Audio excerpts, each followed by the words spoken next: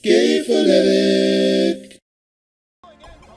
Hey, what's good with y'all, man? It's your boy Tig, aka Game Fanatic, the Michael Jordan Game, and also the Rebel of the YouTube Underground. And I'm back with yet another Call of Duty commentary. Like I said, when I said I was going to return, I am going to be consistently doing commentaries for the most part, but I still will do all the fun things.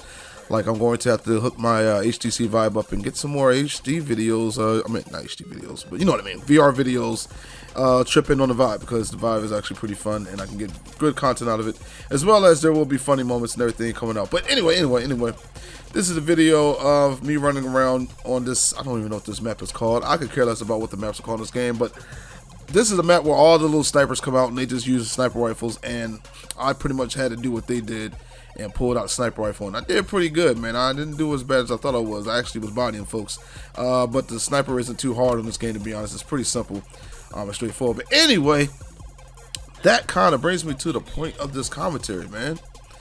What I've been noticing in the last few years is gamers seem to be, you know, worn out of playing these casualized games, because for a while casualizing your game brought in a bigger audience, because, you know, casual gamers don't want to play anything that's a huge learning curve. They want to feel just as good as everyone else that's playing, that put time into the game, which is why Call of Duty 4 took off, because it was very casualized, and all the Call of Duties after it are very casualized and people like them, as well as other shooters had to downgrade themselves to casualize gameplay.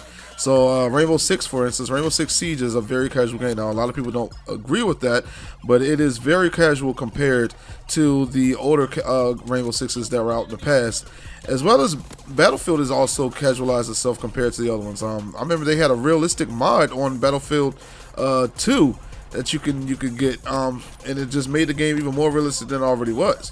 But they've toned it down and made the game a little bit more accessible for other people. Anyway, so back to the topic. So what I'm noticing nowadays is that games that they're not necessarily really great games. They don't have the best story. They don't even have like the best gameplay out there, but they're getting highly acclaimed because of their difficulty.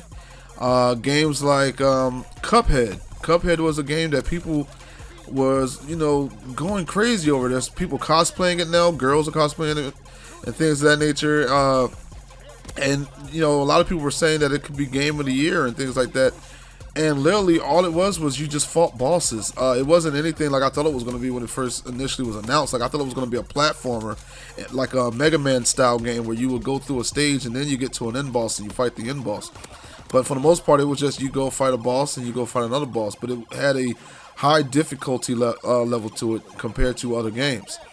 And another game, which was Bloodborne, and just the Souls games in general. And you guys know how I felt about Bloodborne. Like, I lost a lot of subscribers talking about Bloodborne. And I've yet to play it. I do own that game, and I have played Cuphead.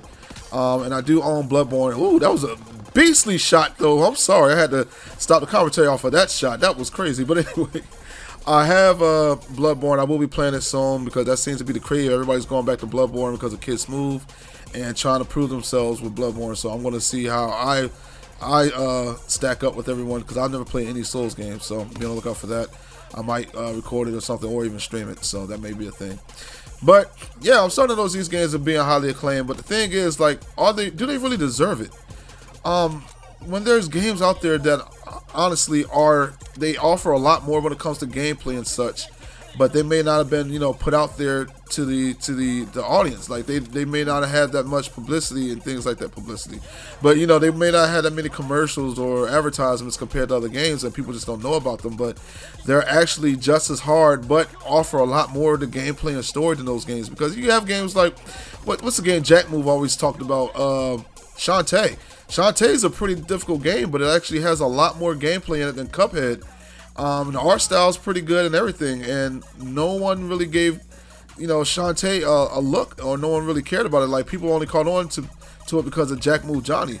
But Cuphead, like, everybody was on Cuphead, but it was just because the game was difficult in a cartoony style. But other than that, it really doesn't offer much for gameplay. It's literally, to me, playing other games what I went and played before I played Cuphead, like Contra Hardcore stuff, like, it's not even really that hard. But it was a very highly acclaimed game, and Bloodborne as well, when there's other games similar to it that's just as hard, if you dig what I'm saying. So is that a thing nowadays? Are games offer their difficulty being highly acclaimed, and do you believe that should be a thing?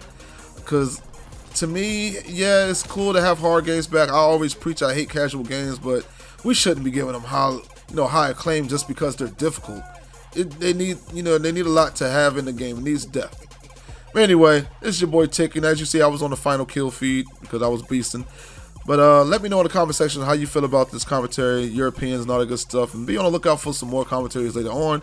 But this is your boy Tick, aka Game Fanatic Michael Jordan Gaming, and I'm out.